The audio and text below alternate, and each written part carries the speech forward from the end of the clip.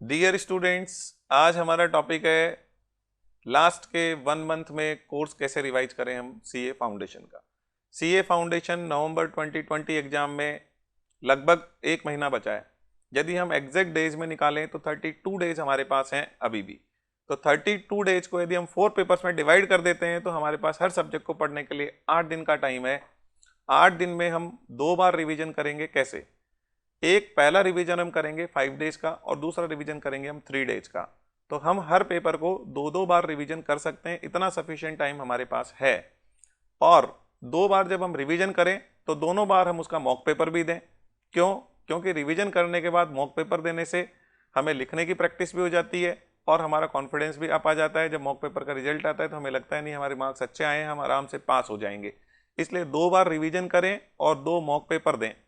एक इंपॉर्टेंट चीज ये है कि आप जब रिवीजन करें तो कोई भी नया टॉपिक को नहीं लें। देखिए, एक नया टॉपिक आप लेते हैं तो उतने एक नए टॉपिक को पढ़ने में जो टाइम लगता है उतने में तो आप 4-5 टॉपिक पुराने रिवाइज कर सकते हैं। इसलिए अब नए टॉपिक का टाइम नहीं है, अब तो जो आपने पढ़ रखा है उसी को आपको रिवाइज करना है। ये चीज आप बिल्कुल क्लियर कर लें। और आपका मानना है कि सर हमारा तो 70-75% ही कोर्स हुआ है, कोई प्रॉब्लम नहीं है। यदि आपका 75% ही कोर्स आपके कंट्रोल में है तो 75% को ही आप बार बार पढ़ें। रीजन क्या है कि 75% कोर्स को पढ़ के भी फाउंडेशन में आराम से बढ़िया स्कोर के साथ पास किया जा सकता है। कैसे? हम ऑब्जेक्टिव पेपर्स की बात करते हैं तो ऑब्जेक्टिव पेपर 75% मार्क्स आप बढ़िया से तैयार करके गए और आप 75 क्वेश्चन कर लेते हैं और 75% क्वेश्चन अच्छे से करके आ जाते हैं, तो आप मान के चलिए 75 में से आपके 70 आ सकते हैं, 72 भी आ सकते हैं, 75 भी पूरे आ सकते हैं। इसलिए 75% को बहुत पक्का, बहुत अच्छे से तैयार कर लेना, इससे बढ़िया कोई स्ट्रेटेजी नहीं है।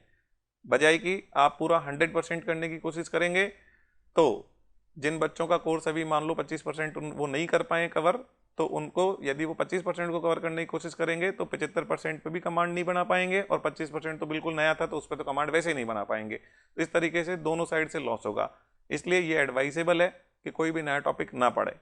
ठीक है। इसके बाद में आपको मॉक पेपर जरूर से देना है, चाहे आपका जितना भी परसेंट प्रिपरेशन हुआ है। क्योंकि जब आप रिवीजन कर रहे हैं और मॉक पेपर नहीं दे रहे हैं तो आपका इवैल्यूएशन नहीं हो रहा है, आपको लिखने का प्रैक्टिस नहीं हो रहा है, तो ये नुकसान होता है। इसलिए मॉक पेपर जरूर दें, चाहे आपका जितना भी कोर्स हुआ है उसको करके मॉक पेपर में बैठें, ताकि मॉक पेपर के जितने भी फायदे होते हैं कि आपको टाइम का पता चलता है कि एग्जाम में टाइम कम पड़ने वाला है क्या ज़्यादा पड़ने वाला है, एग्जाम स्ट्रेस में कैसे पेपर दिया जाता है उसका पता चलता है, आपके इवैल्यूएशन होता है, आपके मार्क्स कितने आ रहे हैं, आपके लिखने की प्रैक्टिस होती है। इस तरीके से बहुत सारे फायदे हैं, तो वो तभी मिल पाते हैं जब आप मॉक पेपर देते हैं। इसलिए आप मॉक पेपर जरूर से दें। ठीक है। तो जो मैंने बताया उसको मैं एक वापस से रिवाइज कर दे रहा हूँ। सबसे पहले 8 दिन है हमारे पास, तो 5 डेज 3 डेज में 2 बार रिवीजन करें, 2 बार मॉक पेपर दें, नया टॉपिक ना पढ़ें और जितना भी कोर्स हुआ है मॉक पेपर आपको जरूर से देने हैं। यही था हमारा आज का discussion. Okay, all the best.